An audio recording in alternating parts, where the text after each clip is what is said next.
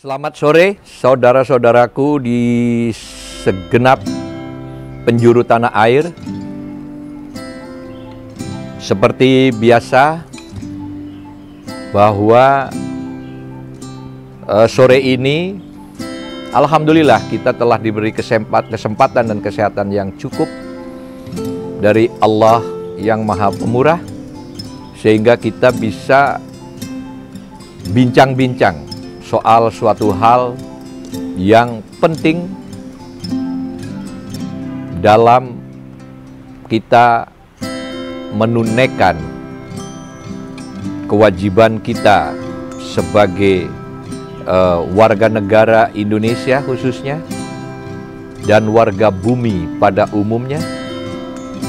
Karena apa yang saya sampaikan kali ini adalah mengenai lingkungan hidup atau kelestarian alam. Jadi, judul yang kami sampaikan kali ini adalah mengenai lingkungan hidup.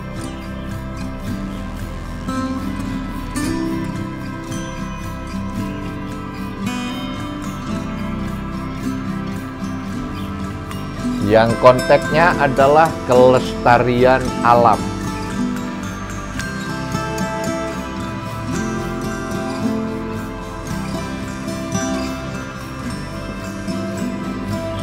Sebelum kita membahas apa itu kelestarian alam atau lingkungan hidup, pertama kita harus paham dulu tentang filosofinya apa itu.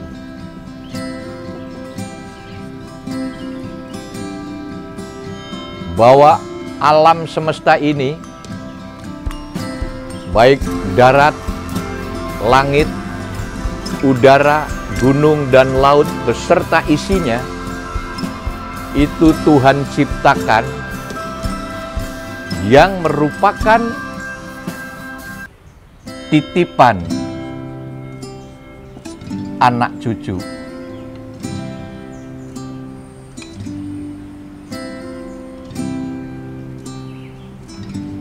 Tapi bukan warisan nenek moyang.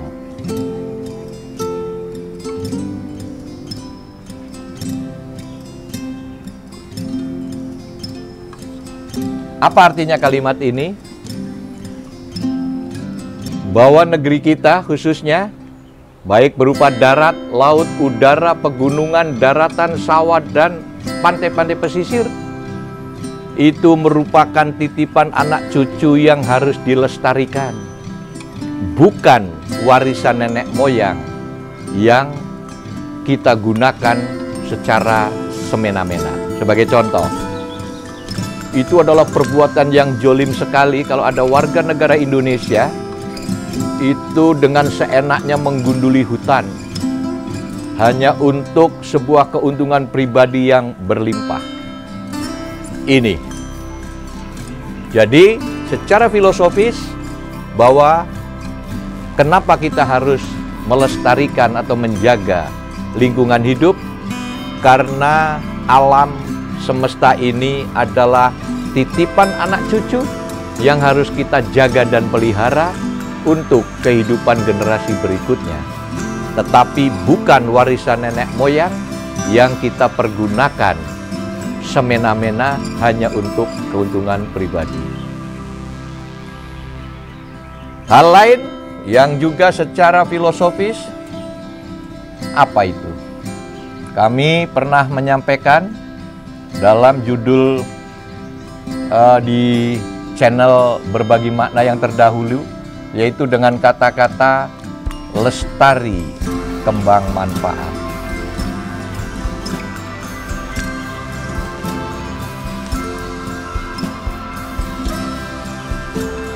Apa ini artinya? Bahwa alam kita, baik gunung, laut, udara, dan segala macam yang ada dalam kehidupan kita itu harus dilestarikan. Nah, selain dilestarikan, semuanya harus dikembangkan supaya membawa manfaat. Sebagai contoh, salah satu kekayaan Indonesia adalah hutan-hutan dan pertambangan yang luar biasa. Nah, hutan-hutan kita itu harus dilestarikan, makanya ada gerakan reboisasi, penanaman ulang supaya hutan kita tetap terjaga. Dan buat apa hutan itu kalau tidak dimanfaatkan menjadi sesuatu yang berguna bagi kebutuhan rakyat.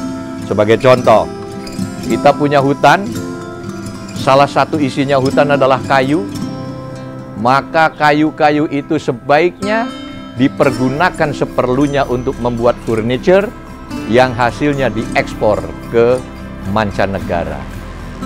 Tetapi bukan diekspor bahan bakunya, karena ini adalah perbuatan yang tidak fair dan tidak rasional, karena secara rasionalitas mengekspor produk jadi jauh lebih mulia ketimbang mengekspor bahan baku.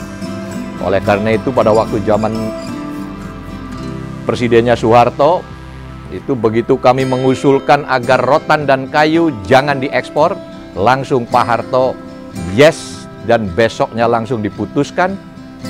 Bahkan pada hari itu pula kegiatan ekspor bahan baku terutama rotan dan kayu di stop.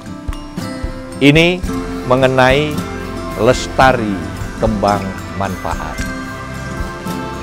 Yang ketiga, negara juga telah membuat struktur dari kenegaraannya itu, yaitu Kementerian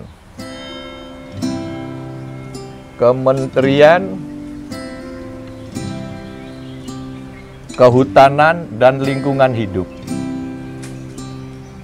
yang kantornya di Gatot Subroto kalau nggak salah.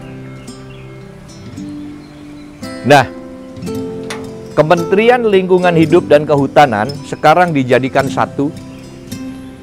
Oleh karena itu kami mengusulkan dalam konteks ini, dalam konteks berbagi makna studium general, agar Kementerian Lingkungan Hidup harus berdiri sendiri dengan menteri sendiri. Karena apa? Lingkungan hidup itu tidak hanya bicara soal hutan. Lingkungan hidup itu bicara hutan, gunung, laut, udara, laut, pesisir, dan segala macam. Itu harus di-manage as well as possible agar kelestarian alam kita tetap terjaga bagi manfaat segenap bangsa Indonesia dan juga ikut berkontribusi dalam menciptakan kelestarian alam dalam konteks tingkat internasional. Internasional, terutama masyarakat Barat ini sangat concern terhadap isu-isu lingkungan hidup. Oleh karena itu ada satu LSM kalau nggak salah itu namanya Greenpeace yang sangat getol bicara soal lingkungan hidup. Secara kenegaraan, selain membuat kementerian, juga negara telah melakukan gerakan hilirisasi yang artinya bahwa kekayaan bahan baku yang kita miliki harus dihilirkan menjadi bentuk kegiatan-kegiatan industri yang hasilnya produk jadi. Inilah yang harus dijual ke pasar, baik pasar lokal maupun pasar internasional. Baik konstitusi itu telah terpampang dengan jelas bahwa kekayaan negara yang ada di darat, laut, udara, dan segala macam dikuasai negara dan dikelola untuk sebesar-besarnya kemakmuran rakyat. Jadi baik dari tinjauan konstitusi maupun tinjauan filosofi dan tinjauan apapun, bahwa tidak ada yang harus dibantah tentang pentingnya kelestarian lingkungan hidup kita. Sebelum W.S. Rendra itu wafat, pernah mampir ke sini, dan dalam bincang-bincang diskusi rileksnya, W.S. Rendra menanyakan ke saya, apakah Pak Noto senang dengan sastra dan puisi? Saya bilang saya tidak senang terhadap sastra dan puisi, tapi saya sangat senang sekali dengan sastra dan puisi. Rendra tertawa, kemudian ngetes saya, silahkan Pak Noto membacakan puisi secara spontan dan orisinal.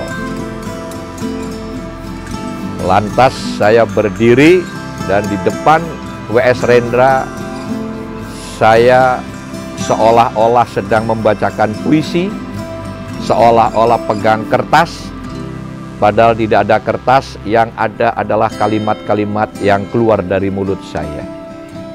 Antara lain berbunyi begini. Hai kau yang ada di sana, jangan kau rusak itu yang ada di sana. Dan hai kau yang ada di situ, jangan kau rusak itu yang ada di situ. Yang di sana adalah gunung, dan yang di situ adalah laut. Kenapa tidak boleh dirusak? Karena kalau gunungnya rusak, lautnya rusak. Dan kalau lautnya rusak, gunung pun akan ikut rusak. Karena antara gunung dan laut adalah ibarat sepasang kekasih yang harus terjaga sepanjang masa. Yang dalam bahasa Jepangnya adalah Yamato Umi wa Koibito, bahwa gunung dan laut adalah sepasang kekasih yang harus dilestarikan, dijaga supaya bermanfaat bagi kelangsungan hidup manusia di dunia. Setelah selesai, seolah-olah saya buang kertas dan Rendra tepuk tangan dan sangat respect. Artinya apa? Bahwa negara lain pun punya filosofi. Kita punya filosofi misalnya lestari kembang manfaat. Di Jepang pun punya filosofi yang bernama Yamato Umi wa Koibito. Artinya apa? Betapa pentingnya kita melestarikan alam yang ada di sekitar ini. Ada salah satu agama yang salah satu ajarannya itu adalah yang menyangkut tentang kelestarian alam. Mereka menyebutnya adalah Trihita Karana. Berbuat baik di hadapan Tuhan, berbuat baik sesama manusia, dan berbuat baik pula terhadap sesama makhluk, yaitu tumbuh-tumbuhan dan hewan dan alam. Itulah yang mereka sebut adalah Trihita Karana. Karena dengan Trihita Karana, kata mereka, maka posisinya akan moksartam jagadita yatcaidi dharma, bahwa orang masuk moksa atau surga itu karena dharma baktinya terhadap Sang Pencipta dan terhadap makhluk yang diciptakannya. Jadi betapa pentingnya dari segi religi, dari segi konstitusi, dari segi apapun filosofi itu penting. Dan Islam pun mengatakan bahwa alam semesta ini adalah merupakan bentuk karunia Allah yang merupakan sebuah limpahan dari Allah yang harus dimaknai secara baik dan benar. Makanya Islam juga sangat tidak berkenan terhadap perbuatan-perbuatan yang merusak di bumi ini. Jadi kelestarian alam ini sangat memenuhi syarat, karena secara religi alam semesta ini diciptakan oleh Allah secara well managed, sempurna dan apik. Oleh karena itu kita sebagai manusia yang merupakan duta-duta besarnya Allah di muka bumi, jangan sekali-kali melakukan perusakan di bumi, khususnya bumi pertiwi yang kita cintai ini. Jadi saudara-saudara sekalian, mungkin Anda juga di kampus telah memperoleh mata kuliah yang bernama lingkungan hidup. Nah, sekali lagi bahwa kami dari channel Berbagi Makna 7 sekedar menambahkan atau melengkapi tentang pengalaman dan pengetahuan kami di lapangan secara nyata. Sebagai contoh, beberapa tahun yang lalu kita telah mendengar kejadian Lapindo, lumpur Lapindo. Itu adalah bencana. Tetapi kalau kita mau bijak, jika nasi telah menjadi bubur, maka mari kita buat bubur itu menjadi enak dimakan. Waktu itu kami mengusulkan bahwa lumpur Lapindo yang keluar dari titik sumber itu dikurung dengan sumur baja setinggi 33 meter, karena dengan hukum fisika Bernoulli bahwa liquid itu, cairan lumpur itu naik maksimum 30 meter. Setelah 30 meter dia berhenti. Nah, setelah berhenti kita buat nosel-noselnya untuk dibuka saluran ABCD. Saluran A untuk bikin batako, saluran B untuk bikin paving, saluran C untuk bikin tehel, dan seterusnya, sehingga lumpur Lapindo yang selama itu dianggap bencana, dengan pemikiran-pemikiran entrepreneurial bisa menjadi sebuah berkah. Nah, siapa ahlinya? Kita coba konsultasi dengan negara yang paling ahli membuat barang-barang tehel, paving, batako, dan seterusnya, yaitu Italiano. Kita panggil konsultannya, bagaimana ini lumpur-lumpur ini bisa menjadi produk. Karena saya pernah hitung, dari semburan lumpur Lapindo itu, kalau dibikin produk seperti batako, itu bisa untuk membangun rumah sekian ribu per bulan. Nah, selain kita juga harus melestarikan alam, kejadian-kejadian alam pun itu harus dimanfaatkan sebaik-baiknya. Walaupun dalam konteks ini saya tidak mengatakan bahwa kejadian lumpur Lapindo itu adalah kejadian alam. Apakah itu betul kejadian alam? Apakah karena human error? Saya belum mengetahuinya secara pasti. Tetapi apapun penyebabnya, ketika terjadi bencana, sebaiknya diutilize, dimanfaatkan untuk kepentingan rakyat. Beberapa dekade yang lalu, udah lama sekali ada letusan Gunung Galunggung. Iya toh? Gunung Galunggung, ternyata pasir-pasirnya dari letusan gunung itu sangat bagus dan akhirnya bisa dimanfaatkan untuk keperluan pembangunan dan lain-lain. Hal lain yang ingin saya sampaikan dalam studium general ini, dengan demikian maka orang yang merusak lingkungan hidup, merusak alam, negara harus tegas memberikan suatu punishment yang jelas sehingga mereka jera untuk tidak berbuat yang semena-mena yang akan merugikan rakyat dari masa ke masa.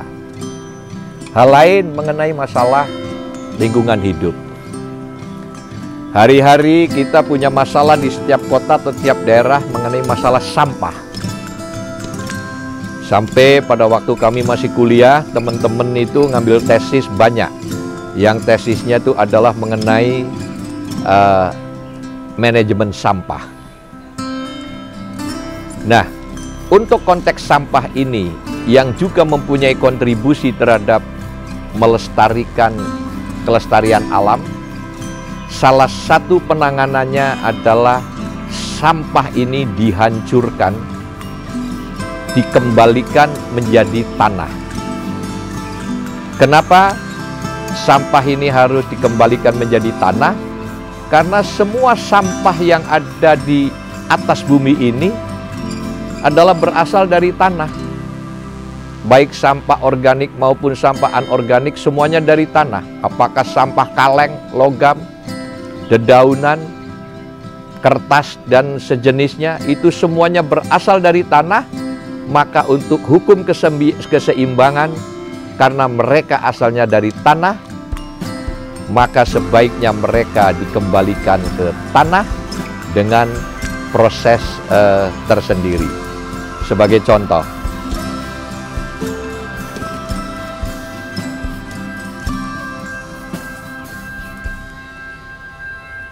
ini misalnya ada sampah. Sampah ini masuk diproses melalui proses yang namanya shredding. Nah, tentu shreddingnya itu tidak satu. Ada shredding 1, shredding 2, dan shredding 3 misalnya. Dari sini keluar agak lembut. Di sini sudah mulai lembut dan di sini disempurnakan sehingga akhirnya menjadi debu atau tanah.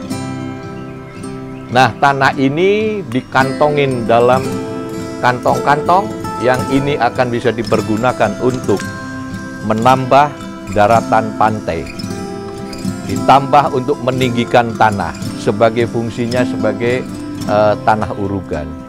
Nah, jadi sampah ini menjadi PR kita hari-hari. Harus negara memberikan suatu solusi yang cerdas, dan salah satu usulan kami bahwa sampah-sampah ini di shredding. Nah, bentuk shredder ini itu biasanya ada 2 pelat yang lapisan ininya itu adalah terbuat dari intan. Sampah itu masuk, terus digerus di shredding pertama. Keluar agak lembut, masuk ke shredding kedua, lebih lembut lagi, dan yang ketiga sudah menjadi debu atau tanah. Kenapa shredding ini dilapisi intan? Karena intan adalah logam paling keras di muka bumi ini. Besi, baja, apa beling itu bisa digerus oleh shredding mesin ini, yang akhirnya bisa menjadi debu-debu yang bisa kita kantongi untuk keperluan hari-hari kita sebagai tanah urugan. Pak, apakah semua sampah itu berasal dari bumi? Yes, kecuali beberapa butir batu meteor yang jatuh dari langit, itu pun jumlahnya sangat minoritas, hampir tidak berarti. Sekarang kita ketahui bahwa penanganan sampah itu antara lain pengelompokan antara barang organik, sampah organik, dan sampah anorganik. Pertanyaannya, apakah rakyat Indonesia sudah ngerti semua? Sudah bisa membedakan semua ini sampah-sampah organik atau ini sampah-sampah organik? Itu blind, mereka masih sangat belum paham. Oleh karena itu, kita tidak perlu memilah-milah sampah organik atau anorganik. Semuanya kita masukkan dalam chamber, kemudian keluar, kita shredding atau kita gerus dengan proses 2 atau 3 kali penggerusan, akhirnya menjadi debu atau tanah, bisa masukin kantong dan bisa bermanfaat bagi keperluan-keperluan yang kita perlukan. Jadi demikian saudara-saudara, khususnya saya ulangi lagi kepada segenap mahasiswa dan mahasiswi, Lebih terkhusus lagi mahasiswa dan mahasiswi yang telah diwisuda, silahkan simak dan silahkan dikombinasikan antara ilmu-ilmu yang telah kau peroleh di kampus secara formal selama sekian semester dan yang kami sampaikan sebagai pelengkap atau pendamping yang telah kami peroleh dari dunia nyata, sehingga Anda semua mendapatkan bekal yang relatif lengkap untuk bekal kehidupan Anda baik sekarang maupun di masa-masa yang akan datang. Kalau tadi yang saya sampaikan itu benar, pasti yang benar dari Allah. Dan kalau tadi yang saya sampaikan ada yang salah, pasti yang salah itu dari seorang Sunoto. Dan saya memohon maaf yang sebesar-besarnya, terutama kepada Allah Subhanahu wa Ta'ala, dengan mengucapkan astagfirullahaladzim. Demikian, mudah-mudahan kita akan berjumpa lagi, bisa berbincang-bincang lagi dalam waktu yang berbeda, dengan topik pembicaraan yang berbeda pula. Tapi bagaimanapun, saya mengulangi sekali lagi bahwa apa yang kami sampaikan sama sekali tidak bermaksud menggurui. Kami hanya ingin berbagi, ingin sedikit berkontribusi untuk memberikan bekal buat generasi sekarang dan akan datang. Semoga bermanfaat dan terima kasih.